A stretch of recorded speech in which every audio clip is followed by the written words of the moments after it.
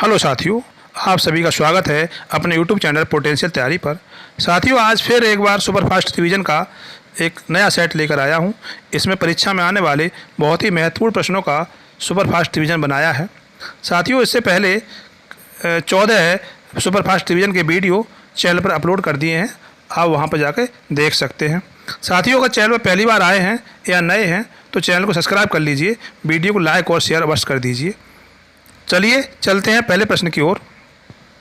Australia में स्थित Coolgardie तथा कालगोरली खाने किसके लिए प्रसिद्ध है? विकल्प दिए हैं यूरेनियम, तांबा, अभ्रक और सोना। साथियों, ऑस्ट्रेलिया के पश्चिमी ऑस्ट्रेलिया प्रांत में कूलगार्डी तथा कालगोरली की खाने हैं जो स्वर्ण उत्पादन के लिए प्रसिद्ध हैं। तो इस प्रश्न का सही उत्तर रहेगा विकल्प डी, सोना। सोना के उत्पादन के लिए ये दोनों खाने कूलगार्डी और कालगोरली जानी जाती हैं। अगला प्रश्न है, निम्न में से क्या स्कर्वी रोग के इलाज में उपयोगी है? विकल्प दिए हैं आंवला, आम, बेर और पपीता। तो साथियों, स्कर्वी रोग जो होता है वो विटामिन सी की कमी से होता है। विटामिन सी की कमी से स्कर्वी रोग होता है और इस रोग में मसूड़े प्रभावित होते हैं। तो साथियों, इन विकल्पों में आंवला विटामिन सी का सबसे अच्छा स्रोत है, तो विकल्प बी इस प्रश्न का सही उत्तर रहेगा, आंवला। अगला प्रश्न है, गोल्डन धान में सर्वाधिक मात्रा किसकी होती है? विकल्प दिए हैं vitamin A, vitamin B, vitamin C और विटामिन के। साथियों, गोल्डन धान में बीटा कैरोटीन पाया जाता है और ये विटामिन ए होता है, तो विकल्प ए इस प्रश्न का सही उत्तर है, विटामिन ए। अगला प्रश्न है, भारत के किस राज्य को मसालों का बागान कहा जाता है? विकल्प दिए हैं कर्नाटक, केरल, महाराष्ट्र और तमिलनाडु। साथियों, भारत के केरल राज्य को मसालों का बागान कहा जाता है, तो विकल्प सी इस प्रश्न का सही उत्तर है, केरल। अगला प्रश्न है, निम्न में से सर्वाधिक सिंचित फसल कौन सी है? विकल्प दिए हैं चावल, गन्ना, गेहूं, जौ। साथियों, भारत में सर्वाधिक सिंचित फसल के अंतर्गत गन्ना को रखा गया है। गन्ना सर्वाधिक सिंचित फसल है, तो विकल्प बी इस प्रश्न का सही उत्तर है। अगला प्रश्न है, भारत में वयस्क मताधिकार की आयु 21 वर्ष से घटाकर 18 वर्ष कर दी गई है। साथियों, पहले भारत में मताधिकार की आयु, जो वयस्क मताधिकार की आयु थी वो 21 वर्ष निर्धारित थी और अब घटाकर 18 वर्ष कर दी गई है। तो पूछा जा रहा है प्रश्न में, ये कब से कर दी गई है? विकल्प दिए हैं 1987, 1988, 1989, 1990। तो साथियों, बताते चले 61वें संविधान संशोधन अधिनियम 1989 द्वारा मताधिकार की आयु 21 वर्ष से घटाकर 18 वर्ष कर दी गई है, तो विकल्प सी 1989 इस प्रश्न का सही उत्तर है। अगला प्रश्न है, उत्तर प्रदेश की राजभाषा हिंदी है। निम्न में से किसे उत्तर प्रदेश की द्वितीय राजभाषा घोषित किया गया है? विकल्प दिए हैं संस्कृत, अंग्रेजी, उर्दू और भोजपुरी। साथियों, हिंदी भारत की भी राजभाषा है और उत्तर प्रदेश की भी राजभाषा है, लेकिन उत्तर प्रदेश की द्वितीय राजभाषा घोषित की गई है, वो भाषा है उर्दू। विकल्प सी इस प्रश्न का सही उत्तर है। अगला प्रश्न है, इंडियन गैस एलपीजी में से किसका मिश्रण है? निम्न में से किसका मिश्रण है? इंडियन गैस जो होती है एलपीजी, इसके अलावा इंडियन गैस के अलावा भारत गैस, एचपी, ये सब एलपीजी गैसें हैं। तो पूछा जा रहा है प्रश्न में, ये जो गैस है इंडियन गैस है, ये किसका मिश्रण है? तो साथियों, ये मिश्रण है ब्यूटेन और प्रोपेन का, तो विकल्प सी इस प्रश्न का सही उत्तर है। अगला प्रश्न है, www का पूर्ण रूप वर्ल्ड वाइड वेब है, इसके आविष्कारक तथा संस्थापक कौन है? विकल्प दिए हैं एन रसेल, टिम बर्नर्स-ली, ली एन फियोंग और बिल गेट्स। तो साथियों, www के आविष्कारक और संस्थापक टिम बर्नर्स-ली हैं, तो विकल्प बी इस प्रश्न का सही उत्तर है। अगला प्रश्न है, निम्न में से किसे नाभिकीय रिएक्टर में मंदक के रूप में प्रयोग किया जाता है? विकल्प दिए थोरियम, ग्रेफाइट, रेडियम और साधारण जल। तो साथियों, ग्रेफाइट को नाभिकीय रिएक्टर में मंदक के रूप में इस्तेमाल किया जाता है और ग्रेफाइट के अलावा D2O को भी इस्तेमाल करते हैं, इसे भारी जल कहते हैं। तो भारी जल विकल्प में है नहीं, केवल ग्रेफाइट विकल्प में है, तो ग्रेफाइट इसका सही उत्तर है। अगला प्रश्न है, निम्न में से किसे संसद को संबोधित करने का अधिकार प्राप्त है? विकल्प दिए हैं महान्यायवादी, मुख्य न्यायाधीश, मुख्य चुनाव आयुक्त और राष्ट्रीय सुरक्षा सलाहकार। तो साथियों, इस प्रश्न का सही उत्तर है विकल्प ए महान्यायवादी। भारत का महान्यायवादी the attorney general of India को संसद को संबोधित करने का अधिकार प्राप्त है, किसी भी न्यायालय में सुनवाई करने का अधिकार प्राप्त है और यह भारत सरकार का प्रथम विधिक अधिकारी भी होता है। अगला प्रश्न है, निम्न में से किसका निर्माण हमारे शरीर में नहीं होता है? विकल्प दिए हैं विटामिन ए, प्रोटीन, एंजाइम और हार्मोन। तो साथियों, विटामिन ए का निर्माण हमारे शरीर में नहीं होता है। विकल्प ए इस प्रश्न का सही उत्तर है। अगला प्रश्न है, कांग्रेस के 1920 के नागपुर अधिवेशन में असहयोग के प्रस्ताव को किसने प्रस्तावित किया था? विकल्प दिए हैं Annie Besant, Madan Mohan Malviya, Vipin Chandra Pal, VC पाल और सीआर दास। तो साथियों, कांग्रेस के नागपुर अधिवेशन में 1920 में असहयोग का प्रस्ताव प्रस्तावित करने वाले व्यक्ति थे सीआर दास, चित्तरंजन दास। चित्तरंजन दास को देशबंधु भी कहा जाता है। अगला प्रश्न है, दक्षिण अफ्रीका से वापस लौटने के पश्चात गांधी जी ने कौन सा अपना प्रथम सफल सत्याग्रह शुरू किया था? विकल्प दिए चंपारण, चौरी चौरा, बारदोली और दांडी। साथियों, गांधी जी 1915 में दक्षिण अफ्रीका से वापस लौटकर इंडिया आए थे और उन्होंने सबसे पहले चंपारण आंदोलन किया था जो 1917 में हुआ था। ये उनका पहला सफल सत्याग्रह था। अगला प्रश्न है, 1857 क्रांति के नेताओं में से किसका वास्तविक नाम रामचंद्र पांडुरंग था? विकल्प दिए हैं कुंवर सिंह, नाना साहब, मंगल पांडे और तात्या टोपे। तो साथियों, रामचंद्र पांडुरंग वास्तविक नाम था तात्या टोपे का।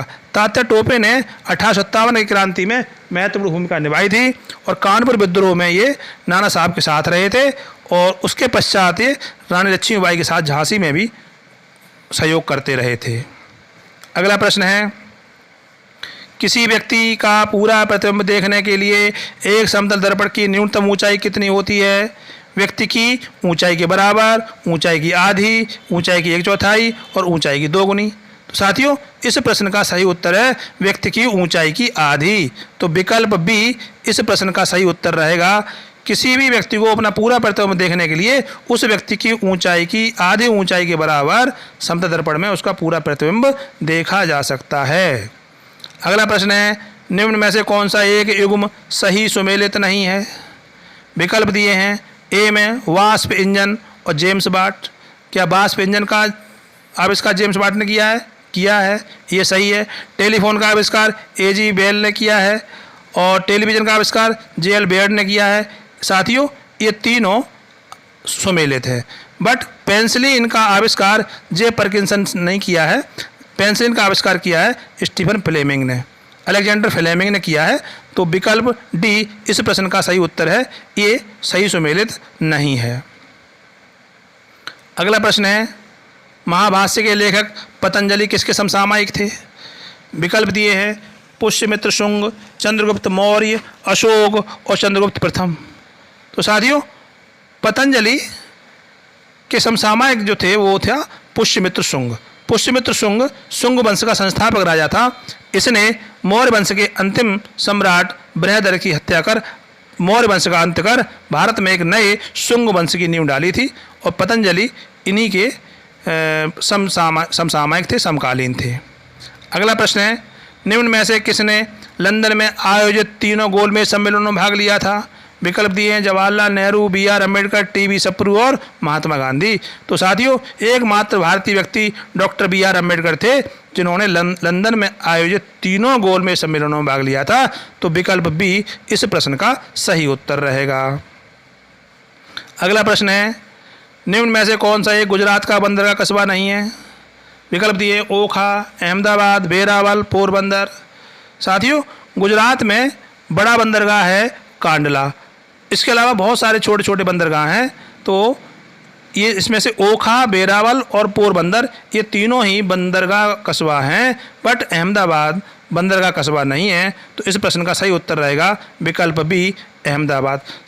अगला प्रश्न है, अंटार्कटिका पर 3 भारतीय शोध केंद्र हैं। निम्न में से कौन सा शोध केंद्र अंटार्कटिका पर नहीं है?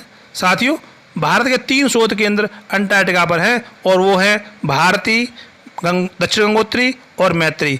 भाग्यम कोई शोध केंद्र अंटार्कटिका पर नहीं है इस नाम का, तो इसलिए यही इस प्रश्न का उत्तर है, विकल्प डी। अगला प्रश्न है, विश्व पर्यावरण दिवस किस तिथि को मनाया जाता है? विकल्प दिए हैं 22 अप्रैल, 1 मई, 5 जून और 11 जुलाई।